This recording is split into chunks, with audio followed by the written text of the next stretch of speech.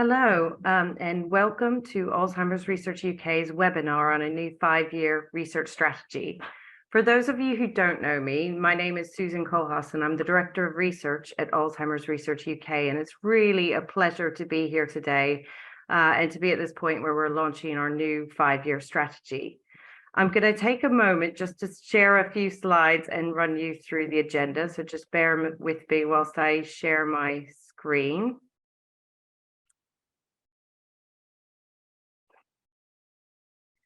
Okay, so hopefully you can all see that. And just to talk you through our agenda, I'm going to run you through just 5 or 10 minutes to talk about Alzheimer's Research UK and what we do. We're really lucky to have Professor James Rowe here, who was the chair of our scientific advisory board, who co-developed this research strategy with Alzheimer's Research UK to talk about our new 5-year goals. And then we've also very lucky to have Professor Tara Spires-Jones, who's a member of our scientific advisory board, to talk about the cross-cutting themes that we've identified and want to work on through our research strategy. And then we'll be following this with a short Q&A. We've had some questions shared with us in advance, and there will be an opportunity to answer any questions that you have as well. Just before we start with the content of today, I want to run you through a couple of housekeeping items. So first of all, you can switch on automatic subtitles for the talks today using the CC button at the bottom of your screen. Please note that the content may not be 100% accurate during the live event.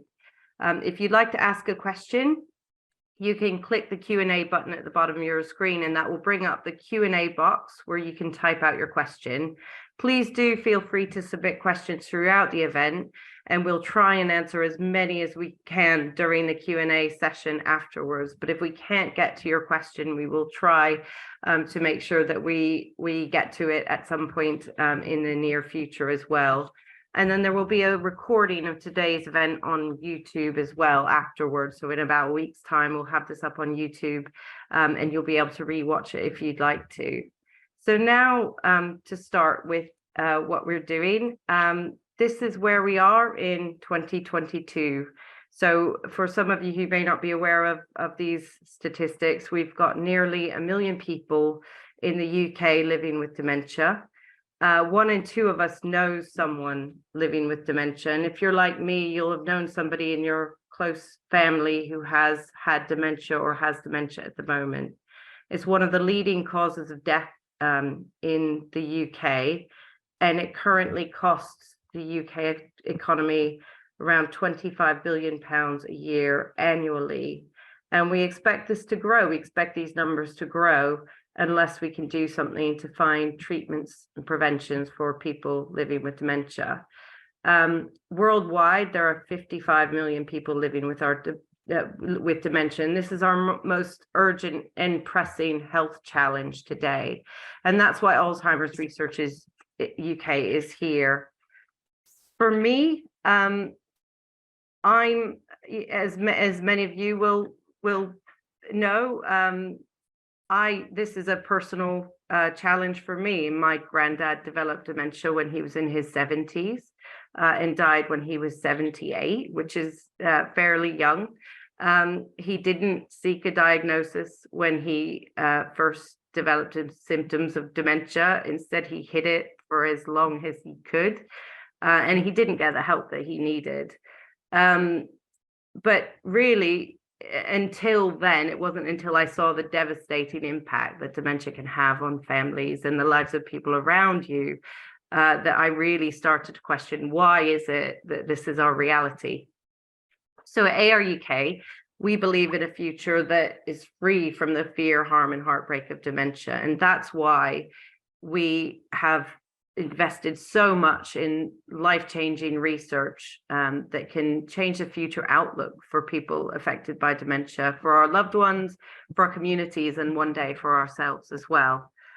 So I'm going to talk to you a little bit about AR UK in these few slides. We're a growing charity. We're a relatively young charity. We're 30 years old this year. And you can see our research income and our research spend has grown over the years, up to what it is. Last year was sort of around nearly £20 million, and we expect to break over £20 million this year and continue growing. We think that needs to increase because we need to match the ambition that we have for the lives that we want to change in the future and what the research community needs to support it to do that. This research strategy sets us expectations and plans for future growth for Alzheimer's Research UK.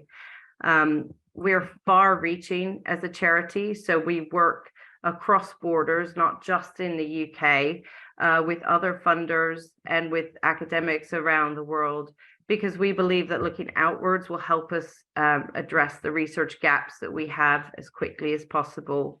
We've had a couple of big international partnerships, one on biomarker discovery work with the Michael J. Fox Foundation, the Alzheimer's Association, and the Western Brain Foundation.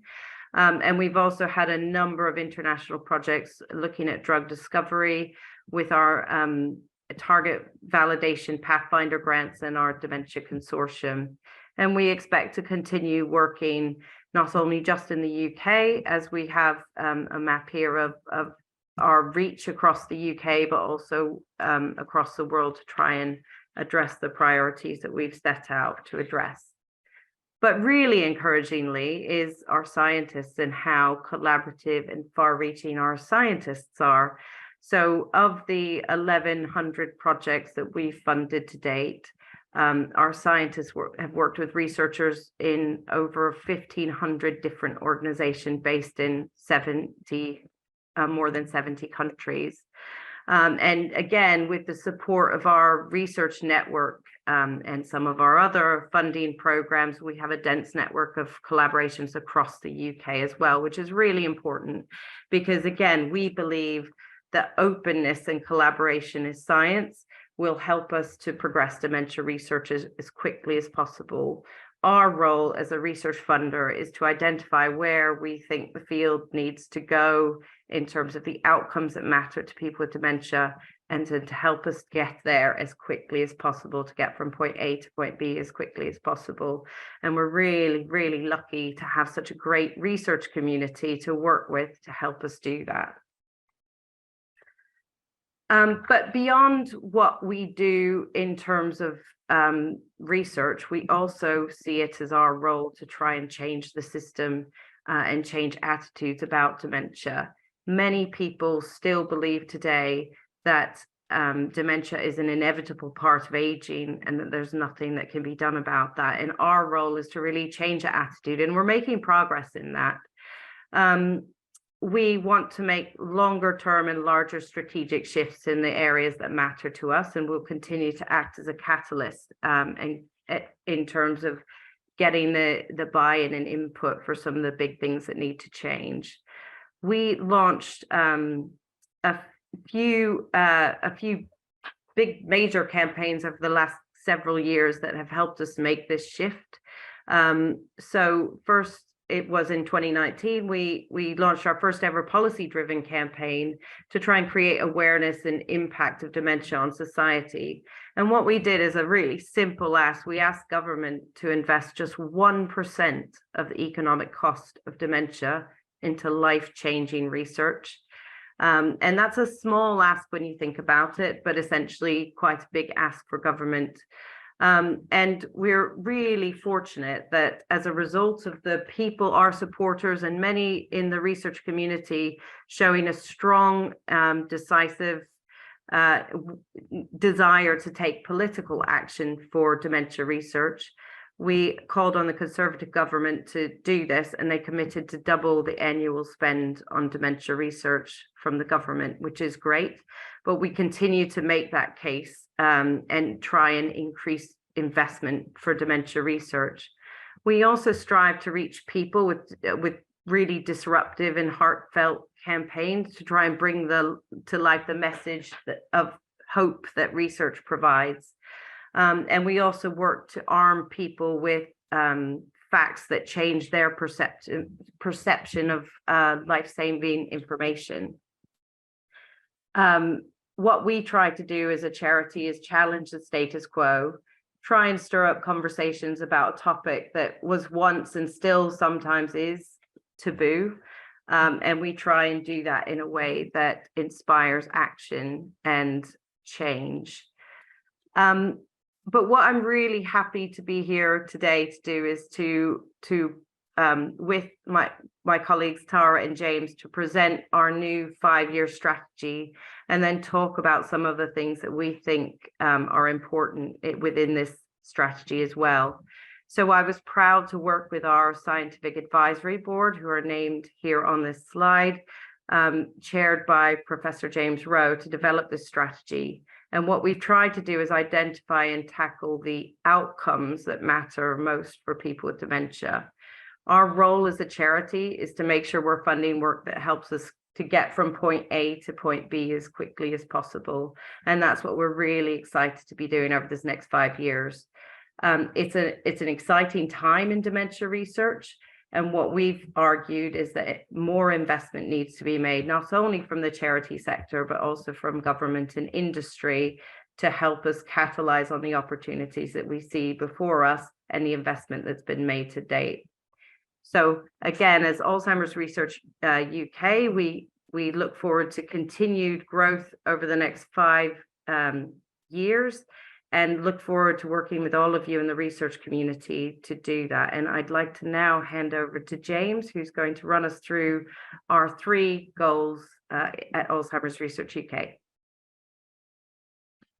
Hello, I'm James Rowe. I'm lucky enough to chair the Scientific Advisory Board at AR UK, and it's a pleasure to set out the details on the new strategy, and particularly the 3 challenges that it aims to meet.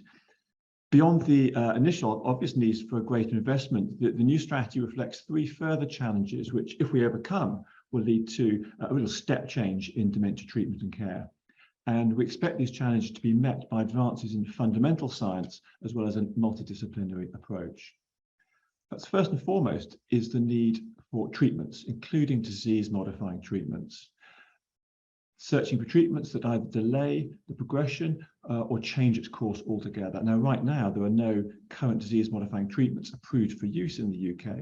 And although there have been a number of setbacks in the field over recent years, there are also really strong grounds for optimism.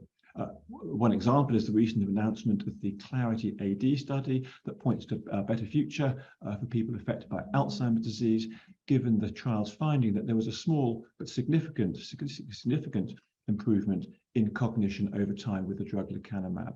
And that is a real milestone as a disease-modifying agent. Now, the results, of course, are cautious optimism, but there are indeed other anti-amyloid trials coming through ready to report, or expected to report in the near future. But Alzheimer's is a complex disorder, and indeed other forms of dementia, and truly life-changing treatments we expect to involve a multi-pronged approach, using perhaps several treatments in combination to tackle different disease processes at once. And this will call for a much more detailed understanding of the processes that drive the development of dementia, including Alzheimer's disease and non-Alzheimer's dementias, looking at a broad range potentially of mechanisms. So it's not merely narrowing the focus onto amyloid or on any other singular disease process. But we also need to look beyond the development of those treatments themselves and face the challenge that we need better tools and approaches that de-risk large-scale clinical trials. So a trial is not only the drug that it uses, but the whole structure and its outcomes and the stratification tools. That whole package needs to be de-risked and accelerated. This brings me to the second challenge, the need for really a second or next generation of better diagnostic tools. At present, most people with dementia are diagnosed late in the illness, when clinical symptoms are very apparent and already beginning to impact their life.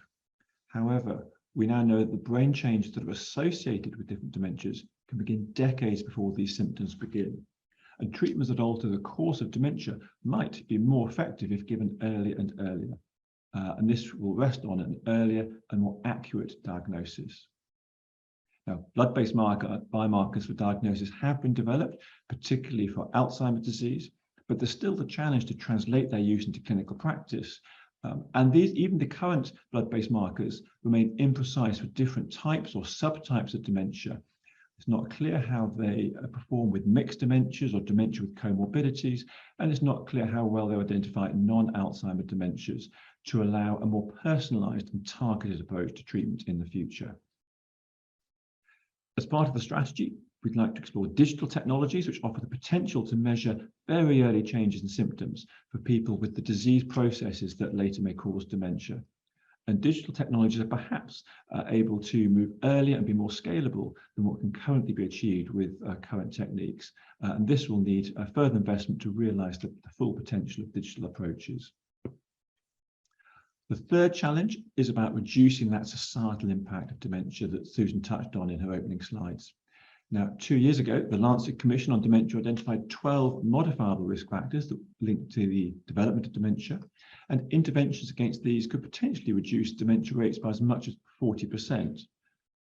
However, the report also highlighted that those living in the most deprived areas have the highest risk of dementia and the most to gain from such interventions, but traditionally have been underrepresented and underserved by so much of our research. So it's also become clear that risk factors are complex, they're interrelated with each other and other disease areas. And this complex picture will need further work to bring clarity. Studies of genetic risk factors have also yielded clues that may lead to potential treatment avenues, but there's more to determine how genes and the environment interact to influence dementia. And we'll be working in partnership with others to work out how to change both individual and societal risks for dementia, reducing the total burden. Now, there are major challenges here, and one of which in particular we'd like to focus on as we move forward is in getting better engagement of underrepresented groups into research, developing preventive strategies that work for all sectors of society. And we'll hear more about that from Professor Spires-Jones in a moment. So in tackling these three challenges, Alzheimer's Research UK, as the UK's leading dementia research charity, is very mindful of spending its funds wisely and ensuring that we're building on progress that's already been made, ensuring there's a proper focus on issues that have perhaps been under-addressed, but with a potential high impact going forward. So we'll be advocating for a national and international redoubling of efforts into dementia research, translating discoveries from laboratories across the world into interventions that slow, stop, or potentially even reverse the effects of dementia. So let me then turn these, in the next slide, these current challenges into the specific goals that we aim to meet through the revised strategy of Alzheimer's Research UK. So we're going to focus on three priority areas. The first is treatment. We wish to accelerate the search for treatments that slow the course of dementia and tackle its symptoms, so both symptomatic and disease-modifying treatments. Now, the last 10 years has seen an explosion of new strategies and targets that are being explored that could lead to promising treatments.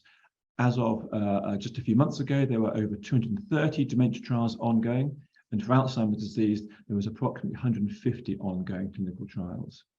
So continued investment is needed and will come, including from ARUK, for that translational research to move discoveries from the laboratory into clinical trials and then on into effective clinical practice. But it's going to be vital to identify, develop, and test a range of treatments, serving the wide spectrum of people affected by dementia.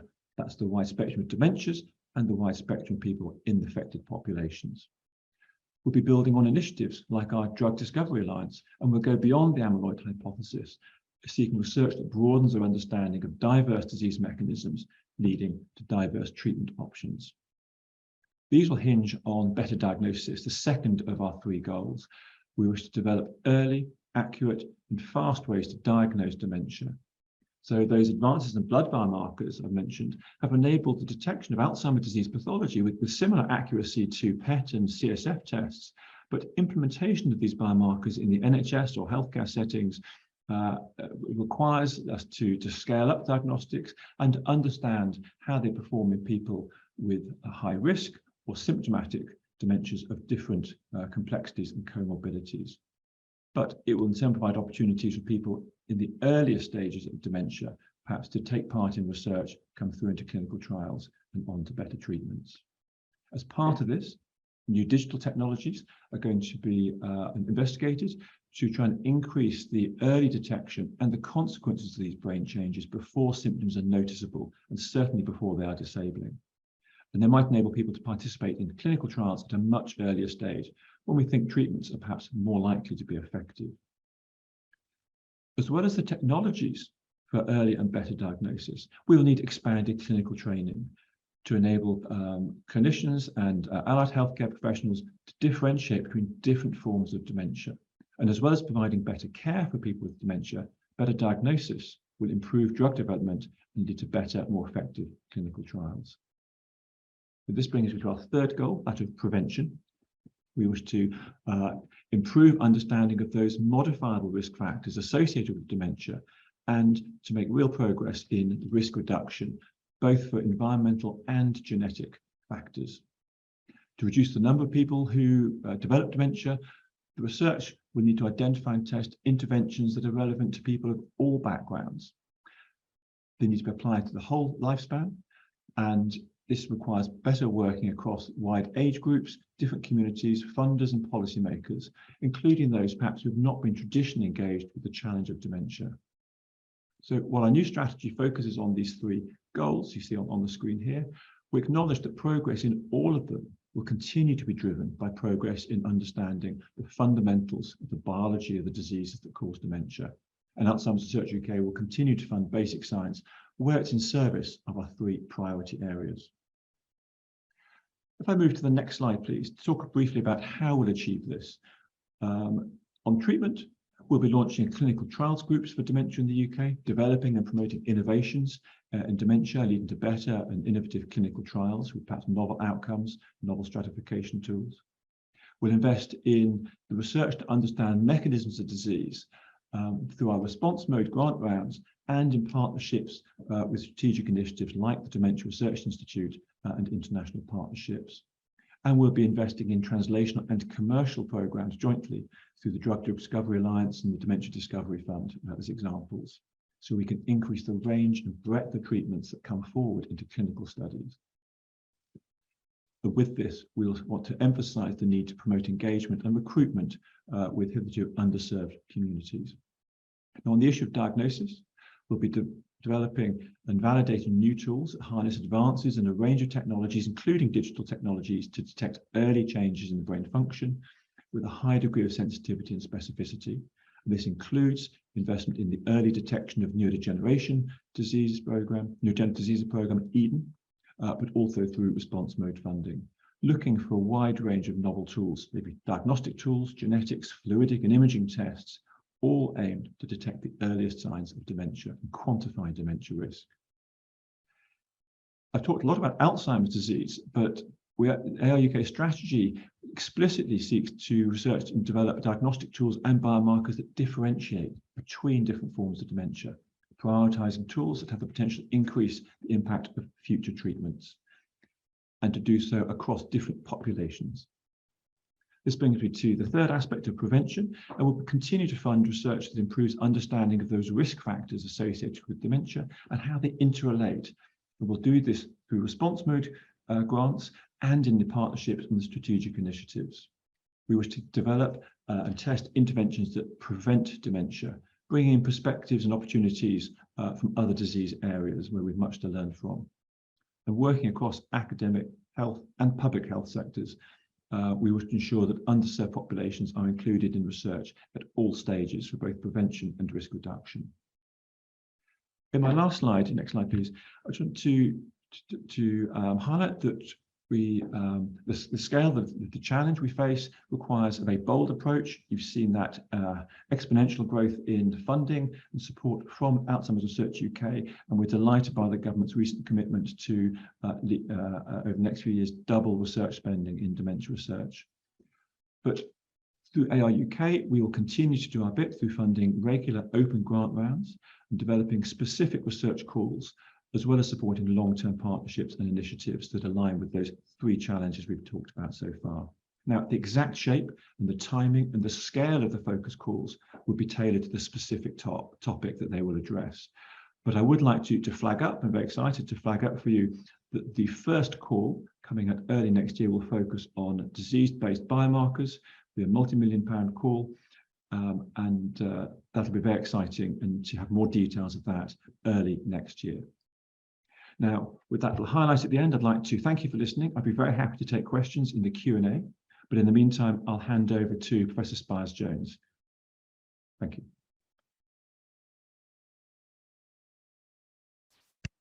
Thank you, James. Hi, everyone. Bear with me for a moment while I share my slides.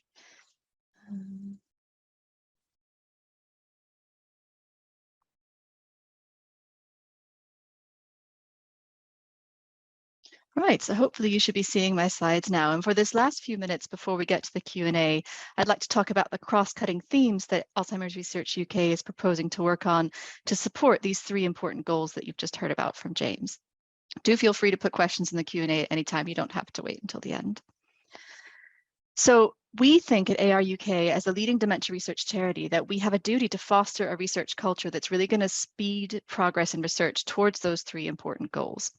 And we've identified on the Scientific Advisory Board and the amazing team at Alzheimer's Research UK, some of these cross-cutting themes that are going to underpin the research that we'll be working on. There are 5 here that you can see. Equity, diversity, and inclusion in research. You've already heard this mentioned, and I'm going to speak about it a little bit more in detail in a moment. Patient-public involvement, to really listen to the community and ensure that research is relevant and the outcomes that are driven are important to the people who are living with or experiencing dementia. Networking and collaboration, translation, and strategic partnerships. And I'll speak about each of these briefly in the next 10 minutes or so. So first, for equity, diversity, and inclusion in research, this is something that's close to my heart. I'll start with the aspect of this that's diversity in research participants. It is absolutely vital that treatments developed for dementia, treatments, preventions, and interventions work for everyone, not just for a few people. So we need this to meet the needs of everyone who may face dementia.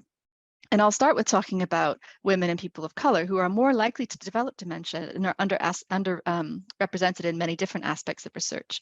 So I've put a couple of citations here for the scientists on the webinar who might like to get into it more, but I'll give you just a few examples of this. Women are affected by dementia more than men by about 2 to 1, so this is pretty massive. And women are underrepresented in clinical trials, particularly in neurology. And that's one of these references here from JAMA Network Open. If you look at it a little bit further in terms of gender, transgender and non-binary people also face significant health disparities, and there is almost a complete lack of inclusion of these groups in medical research. So we need to do better on this as well. Black people are twice as likely as white people from the same communities to develop Alzheimer's disease, and genetic studies in non-white populations are really rare, which is resulting in poor prediction of disease risk, and that's the Kunkel reference that I've put here. In terms of research subjects, we also, as scientists, so I'm a fundamental neuroscientist, we don't just have the people participating in clinical trials and human research, but we have that underpinning fundamental neuroscience that James talked about. And in this, we also need to consider diversity and inclusion. So if we just think about mouse research, but this is equally applicable to cell lines and et cetera, rats, other models, considering sex and genetic background of the animals and cells, I think, is key to developing effective treatments for everyone. I'm showing you a little bit of data here in neuroscience, not just dementia research, from this paper by Beery et al. A few years ago now, that in terms of reporting of the sexes of mice used in neuroscience studies, about half used only male mice. About a quarter used both sexes, and there were a lot of people who didn't even specify. So this is important. There has been a traditional, as you're probably aware, a tradition in neuroscience to think that male mice only would be cheaper and more effective because they're less variable, but the data don't bear this out. So there was a meta-analysis of over 26,000 mice looking at sex bias in variability. And it found out that sex bias was actually trait dependent, with some traits more variable in males and some in females. And that's this eLife reference here if you want to learn more. And in mice, both sex and genetic background can affect Alzheimer's-like pathology. And I'm highlighting one paper by Simon Dujardin et al. Recently showing this, that the spread of tau in mice depends on genetic background. So this is something I hope that all Alzheimer's Research UK researchers will be thinking about in their experimental design. We also need to think about diversity in our researchers, not just our subjects, but the people who are actually doing the research. And I think this is important because we know the brain is complex and we need really all of the best minds to help us defeat dementia. So a few examples of this, there's a little bit of data to back this up. It's not just me proselytizing or saying that this is a good thing morally, but papers with authors from more countries are, multiple countries are actually cited more than papers that are only from one country. So it seems to be good for the scientists to have diverse groups. And I would like to put out there that role models and representation really matter. So here are a couple of examples. You've probably all heard of Ben Barres, or I hope you have, who is sadly died a few years ago now and was a pioneer in glial biology and neuroscience research, and some of that applicable, very relevant to Alzheimer's disease. But you might not have heard of Solomon Carter Fuller, who trained with Alzheimer himself back in the very early 1900s. And he did a lot for our field and is not really as celebrated as I think he should be. So he was a Liberian-born psychiatrist, descended from US slaves, actually. He worked in Alzheimer's lab for a few years in the early 1900s. And in 1907, Alzheimer, you might know, reported a case study, which ended up in Kraepelin's textbook, and that's why the disease was named after him. But Solomon Carter Fuller actually expanded on this and looked at a very large group of cases with dementia that he'd autopsied and found plaques and globular structures and various stages of generating neurofibrils, and was the first person to describe plaques in aging brains without disease. And he performed one of the first, I think probably the first, sort of, quote, meta-analysis, although they weren't called that at the time, of published cases of Alzheimer's disease, and published in 1912 all the people who'd been diagnosed with Alzheimer's and what their brains were like. So what is Alzheimer's Research UK doing to improve research culture in terms of equity, diversity, and inclusion? There are several initiatives here. We are going to change our impact framework to ensure we collect information in inclusive ways. We need to know about both our research participants and our researchers to know where we are and how we can improve.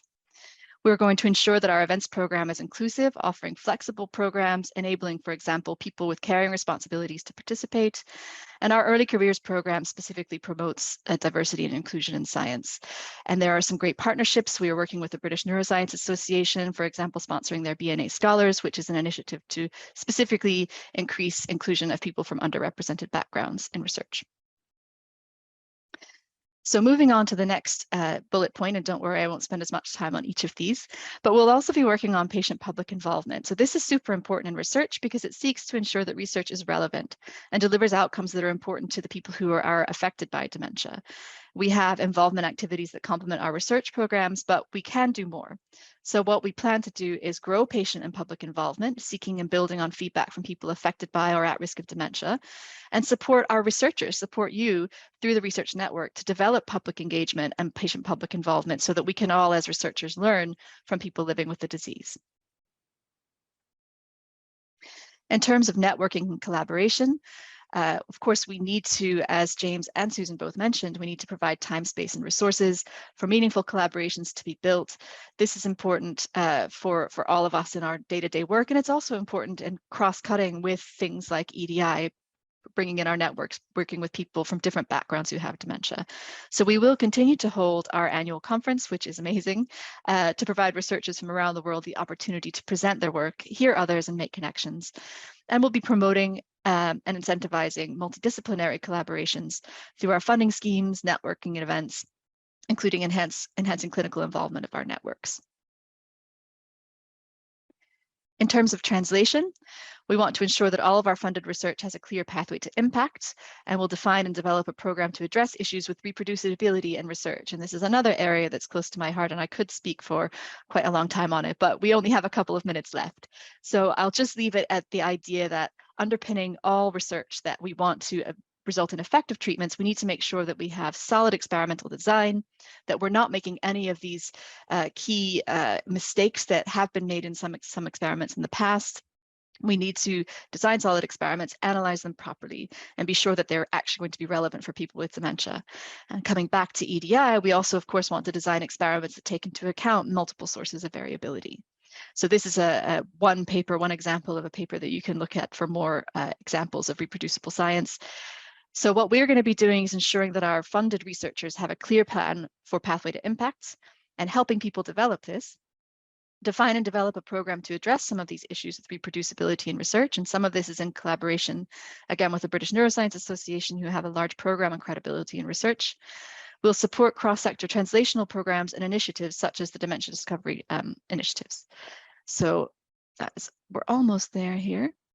We also have strategic partnerships, and these are all part and parcel of the collaboration and translation. We'll continue to develop new partnerships that help us achieve these strategic objectives and encourage and guide support researchers to work with these partners. And these are from the AR UK website if you'd like to learn more about some of them. So finally, to summarize, and I think I'm just about on time, James has highlighted these three key important goals that we have in research: treatment, detection, and prevention. And underpinning these, to make them possible, we want to make sure that we're improving research culture, looking at EDI, patient-public involvement and collaboration, and using our strategic partnerships to achieve this. So thank you very much. We're going to be moving into the Q&A now, and I'll turn back over to Susan. Thank you, Tara. Thank you so much to both Tara and James. And I'm going to be trying to go through some of the questions that have come through and sort of fielding them to both of you, as well as potentially answering some of them myself. But we had a few people that submitted questions in advance. So I wanted to start with one of those. And I think I'm going to address this one to you, James. So we had a question about what is the treatment landscape shaping up to look like in dementia research? And if I can combine that with one of the questions that's come through on the Q&A, do you expect lecanemab to be approved for use in the UK as well? Which is a slightly tricky one, but I don't know if you want to have a go at answering that. Yes, I think so. Thank you. It's a major news, the announcement of lecanemab as the first disease-modifying treatment tested that met a primary endpoint and had a small but significantly significant benefit on cognition. And I think one of the questions is, will this be approved? Is it likely to be approved in the UK? And I think I'd like just to preface that by saying there's a really robust system in place to ensure that any new licensed treatments are safe and effective. And that puts equal weight on safety and efficacy. So it'll be important to actually see the data, and all of us are aware of this exciting news in the press release. The details of those effects and the data behind the headlines should be made available very shortly. And there'll then be a process of close scrutiny by both the regulators and the academic and clinical communities, and indeed organisations like ARUK, all of which have a shared interest in safety and efficacy. Where that leads to in terms of licensing over the months ahead, I think is difficult to predict, but I think we should all agree on those principles of safety and efficacy. What I think we'll be seeing is a sort of a sense of urgency and the pressing need to review and make a decision quickly because of the importance of the topic and the number of people affected. So I'm hoping this will get a sort of priority review, but the outcomes of that review, we will just have to wait. Again, looking at safety and efficacy. But beyond lecanemab, there really is, as I said, a wide range of targets being targeted and a wide range of compounds to do so. So 230 or so clinical trials against dementia, the majority of those in Alzheimer's disease. And they're looking at different stages of disease, different subtypes, different targets with different outcome measures, all of which I think is very promising. So I think have become a little bit nihilistic after some recent setbacks and difficulties over the last decade, but actually we should be very optimistic around what lies ahead. One of the reasons I think I'm especially optimistic is these early suggestions, whether they had a slight false start last year, perhaps with one of the compounds that came through, but more optimistic with lecanemab. What this is doing is getting healthcare and health research infrastructures up to speed with the need to radically change how we operate. These disease-modifying treatments, at least in their first generation, are likely to require quite a radical rethink about how we diagnose and deliver treatments. If you were to simply license it tomorrow, very few parts of the country would be ready to deliver this as a treatment. So I see this as a sort of heralding signal that we need to reorganize and be ready for treatments, whatever those detailed treatments turn out to be. I'd also like to highlight that one of the things I valued about the lecanemab study, the Clarity AD, is the 25% inclusion, the real effort they made to have non-white, so Hispanic and Black African-American participants. That was a really important signal of the importance of this area. And again, we'd be very interested to see if that follows through in subgroup analysis. So I think good grounds for optimism.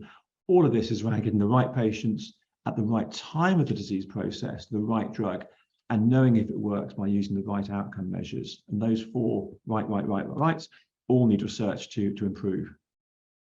Great, thank you. And yes, I think you're right. This is an opportunity to look at how we change and diagnose and treat and manage dementia, and actually changes the opportunities that people have to participate in research as well if they're being spotted by the system earlier or coming in for a diagnosis. So thank you. My next question is for Tara, from somebody who wants to know what advice you might have for somebody who's interested in doing a PhD in neuroscience or a dementia-related field, and what are the opportunities that are out there, and how would you advise somebody who's interested but very, at the very early stages of their career? Yeah, thanks. It's a great question, and I'm glad you're considering doing a PhD in neuroscience. As you've just been hearing, it's a really exciting time to be a dementia researcher. So I think from the AR UK perspective, supporting early career researchers is a really important element of Alzheimer's Research UK's work. And we have a dedicated portal for ECRs on the website, so I would encourage you to look there. That would be a good place to have a quick look. Think about networking if you have the opportunity to reach out to the Alzheimer's Research UK research networks. You probably have local groups. We certainly do up here in Scotland. And we do have a number of schemes specifically at Alzheimer's Research UK that fund PhD studentships, but it would be the PI that would apply for them. So I would encourage the applicant to think about looking at findaphd.com. That's a great place for UK PhDs. It's also always worth reaching out to scientists that you're excited about, potential supervisors that you might like to work with, and telling them that you're excited about the research and ask them for their advice. And maybe some of them have funding for a PhD studentship or might apply with you. But it's a good way of building your network and thinking about which projects you would like to do as well. Great, thank you, Tara. And then we've got a question online from Giovanna Lally, who's asked us which areas for future strategic initiatives are we considering besides the plasma-based biomarkers work that we're currently scoping. So I'll have a go at that, and then James and Tara, if you want to sort of come in as well, you're more than welcome to. I think one of the principles we have, or one of the values we have at Alzheimer's Research UK, is agility, and what we want to make sure we're doing is trying to act as a catalyst in terms of research funding. So what are the gaps and how can we fill them? So we've not laid out exactly what those initiatives will be over a 5-year period, because we're aware that we may need to be agile with how we run those, or what areas we feel are strategically important. Blood-based biomarkers is one where we think actually this can make a shift in how we diagnose and manage dementia. So we're scoping that at the moment to launch a call next year. One of the other areas that we're really keen to scope probably over the next year is looking at risk reduction and prevention of modifiable risk factors. That's an area where we think actually we probably wouldn't want to work alone in isolation in that space, because there are so many modifiable risk factors that are associated with other disease areas. Many of them are all interrelated as well. So we'd probably be looking at what part could Alzheimer's Research UK play in working with other disease areas or other initiatives that are already out there, because again, that's not something we think is best done in isolation by us. Another area that we've highlighted in the strategy is how can we promote and encourage innovation in clinical research and clinical trials specifically. So we've identified that we want to try and incentivize more clinician researchers into the dementia field, but we also want to probably be doing maybe some bolt-on studies or some underpinning and pilot work for clinical trial design and development as well in specific areas. So not necessarily us funding clinical trials outright, but what can we do to make sure that whenever clinical trials are happening, we're capturing data and doing work to add as much value as possible and improve our understanding of dementia. Those are just a few that I've thought of. We've also got a pretty big initiative on early career researchers at the moment as well, but I don't know if Tara and James, you want to add to that? Tara, do you want to talk about the ECR initiatives? I've got comments on the sort of biological aspects, but... No, go ahead. I mean, I think we do have plenty of ECR initiatives in there. They're being highlighted on the website, but in the interest of time, I'll leave it there. Okay, so do I just add, I think the sort of principles of the strategic initiatives and prioritization will be to look at those areas that have a pathway to impact. And we do ask all our applicants to articulate and make the case for this. The strategic programs you have at the moment, which we're very committed to, include looking at that gap between the fundamental biology and the development of treatments and getting them into clinic. So in answer to some other questions that I can see coming up in Q&A, we remain very committed to fundamental neuroscience, but we do ask that there is a case to be made of its pathway, its forward line of sight to impact for patients and families affected by dementia. That's not a retrenching or move away from fundamental neuroscience. It's around upping the game and being very clear-sighted around the pressing need for better treatments and prevention and diagnosis. So I think initiatives that fit that infrastructure, either for direct funding from AUK and sole funding, or for partnerships where other organisations might help, I think that it's going to be it's strongly supported.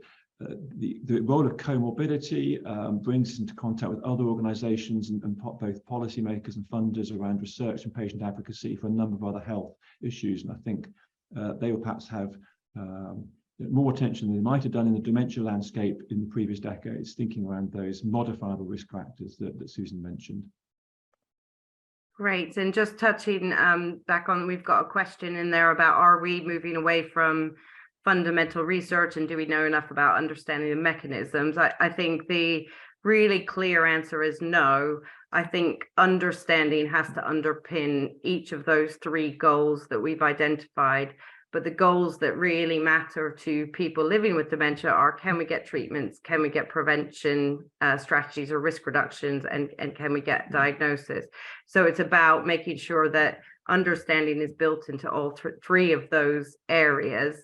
I'd also add that that pathway to impact can be very long, and we understand that as a funder, but it is really important to think through at the outset of a grant, what would be your next step of this grant if it were to be successful? Because then you're starting to think through, where would you go for funding next? How would you start to progress that idea beyond it will be published in a journal? It's how would you, what scientists and researchers would you need to work with? Because again, as a funder, we want to see the work that we fund, if it's successful, get to that next step and next level, and we have tools and resources and contacts that can help you as a researcher do that. So we want to be making sure that we have an eye on that at the beginning of a grant as well, so that we can help you throughout that process. So we've got a question for James, or for James, but it might be a combination of a few of us answering this. So if we could elaborate on the blood biomarker projects in relation to early detection or progression of functional symptoms. So is it more related to pathology or not? And I think that's something that, James, if I'm happy to answer, or if you would like to as well. And then sorry, go ahead. So perhaps a 1-minute preamble, then I'll hand back to you. And it's very exciting, the recent publications and replications of blood-based biomarkers for the presence of Alzheimer's disease in people who either have Alzheimer's disease as a syndrome or at very high risk of it. This is a game-changing, but there are still key questions that haven't been resolved. One is around all the non-Alzheimer dementias, where do they fit? The other is around different ethnic populations, where these biomarkers may behave very differently. Third is about how they change over time and how they interact with comorbidities. So there's actually a lot of unanswered questions that need to be resolved.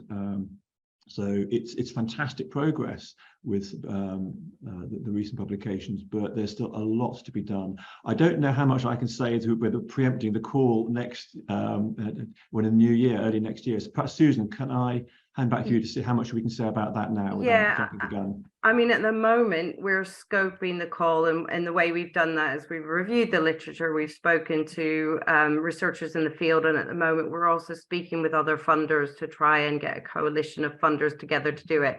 So we're in the middle of drafting what an RFA might look like. So I don't really want to preempt that on this call, because my team will probably kill me if I do that. So what I will say is, if you're on the regular newsletter from Alzheimer's Research UK, that's a great opportunity to get all of the latest calls, and then everybody will have the same information at the same time as well. So that's what I'll say about that at the moment. And we do expect it to be a very substantial call. Yes. That's what I'm going to say. I can't give the exact amounts, but we expect it to be very substantial. And again, this is what we're trying to do with some of these big strategic shifts that we think need to be made in the field in order to make progress for people, is what can Alzheimer's Research UK do to identify with researchers and with the community what needs to happen, and then can we galvanize groups of funders around some of those calls to really increase the overall size of the research funding pot, so it won't necessarily just be us funding things in isolation. It'll be working with others and trying to sort of highlight the priorities that are important to us to other funders as well. I've also got a question for Tara on equality, diversity, and inclusion, which again, it might be a combination of us, but this applies to people at all career stages. So women and people from ethnic minority backgrounds in career advances. So what are some of the things that you think Alzheimer's Research UK could be done to foster EDI in research? Yeah, I think this is really important. One of the concrete things that is happening right now is the partnership with BNA for the BNA Scholars, and that's aimed at early career researchers. But I know that, and I know that the early career researcher framework with Alzheimer's Research UK is going to be focusing very heavily on bringing in underrepresented backgrounds. But as for the specific other parts of the policy, I'll have to turn back to you, Susan, to see if that's already been developed or if we're still working on it. I think it's just right now one of our undercutting important themes that we're still fleshing out. So suggestions are very welcome. Yeah, I think again, yeah, we would be very open to suggestions. I think what we've started to do is map out a strategy, but we didn't have a lot of data when this became very obviously a priority for us a couple of years ago. So what we've tried to do is make sure that the changes we make are meaningful and not necessarily just tokenistic. So we've started to collect data on our research applicants. We've started to look at our review processes. We've started to pilot a few initiatives to understand whether small changes we can make to our review processes actually reduce the bias that we see for women and people from underrepresented groups as well. So we've brought in the use of narrative CVs this year, and we've run a couple of webinars on that as well. So trying to make sure that we're not necessarily just measuring citations, things like that. We're looking at and piloting a partially blinded way of assessing applications as well. That is quite tricky to do. So again, we're sort of moving slowly into this space, but having to learn as we go. So again, further suggestions are always welcome. We've got a question. I think we're just about out of time, and what we will do is try and answer a couple of more questions offline, maybe to people who have asked them. But what I just kind of want to finish with a question to both Tara and James, actually, that came through the before the webinar. What do you think the biggest things that need to happen to make a shift in dementia research are? So what are your, what would your shopping list look like if you could prioritize one or two things in the field? Tara, do you want to go first? Sure. I mean, shopping lists for what I would like in dementia research is long, and it's a bit trite, but funding is a good one. So I'm a fundamental neuroscientist, and I completely agree with the person who asked the question of, do we know enough?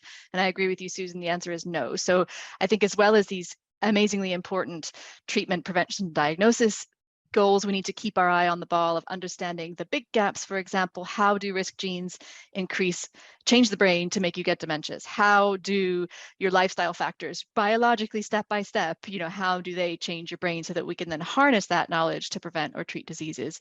And I think to do that well, we need to work with Alzheimer's Research UK and keep putting pressure on the government as well to try and get enough funding for the burden that this disease represents in society. Thank you. I mean, I'd agree with that. I'd say funding is important, but so are people, both the amazing people undertaking research. The UK is blessed with a really phenomenally high caliber and committed research community, and also the people in families and patient populations who support the research and take part actively. So I think people are even more important than funding, dare I say.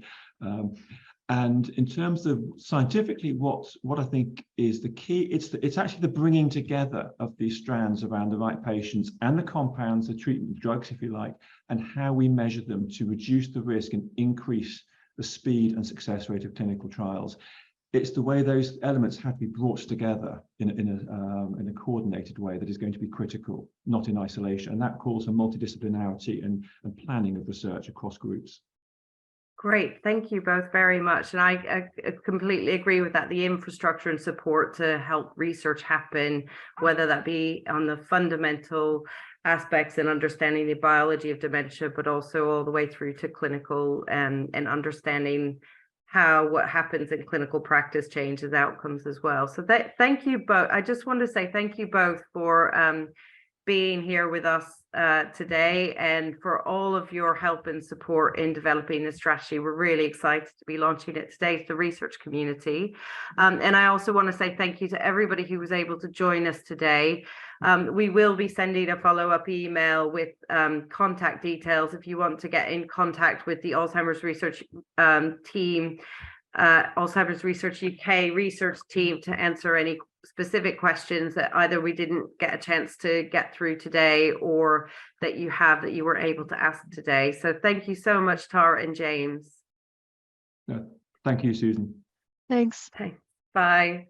Goodbye, everyone. Bye-bye.